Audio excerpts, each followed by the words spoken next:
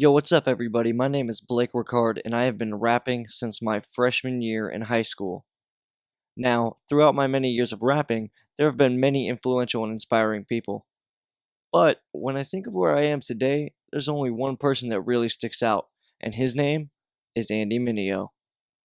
Mineo is one of the big reasons I do what I do today. He helped me to realize that I could use music as a ministry. It gave what I do a whole nother meaning. The first song I ever heard by Mineo was his hit single God Belongs in My City. When I heard this song, I was hooked. I was like, man, oh man, this sounds awesome. After hearing the song, I looked into more of his music, and when I heard more, I realized how raw this dude was.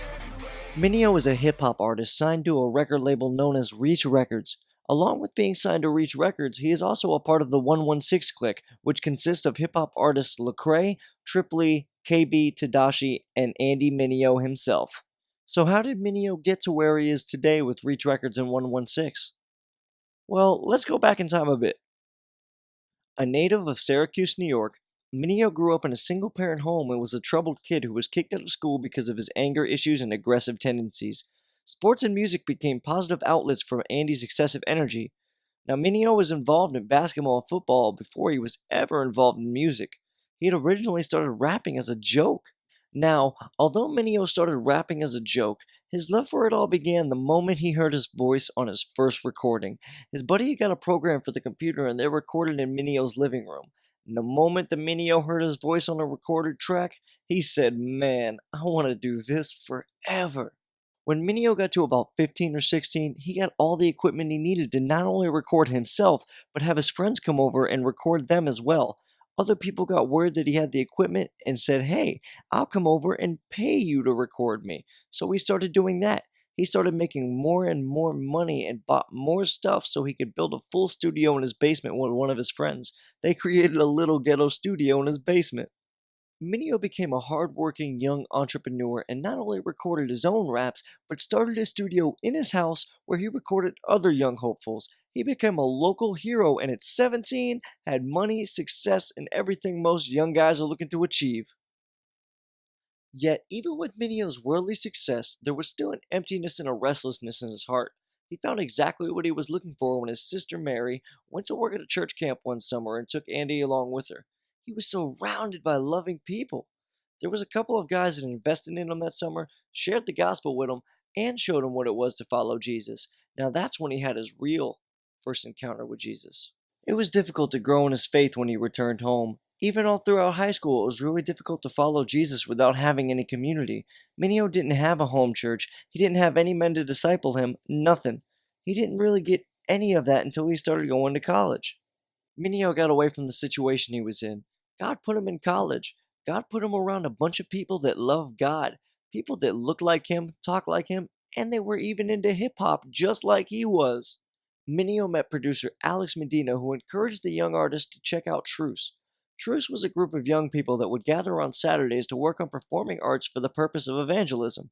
Mineo was invited to go and check them out at a rehearsal, and there was a whole bunch of men there.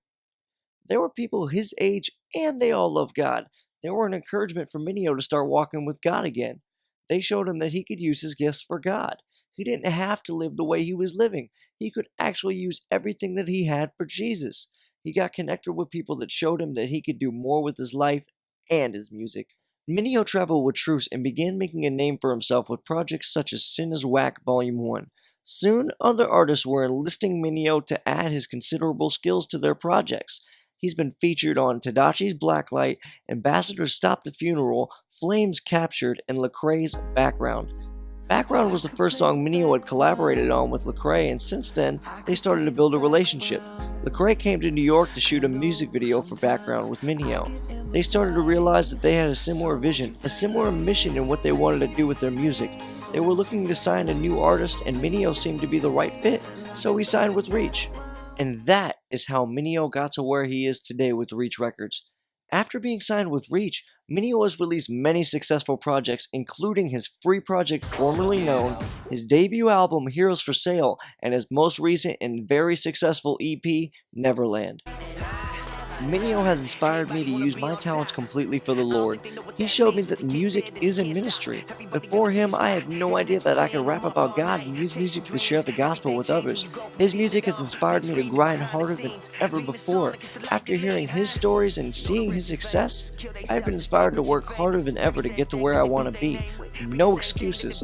There will be hard times on this journey. There will be people that will try and drag me down on this journey, but that doesn't matter because as long as you work hard and do what you love, you can achieve greatness.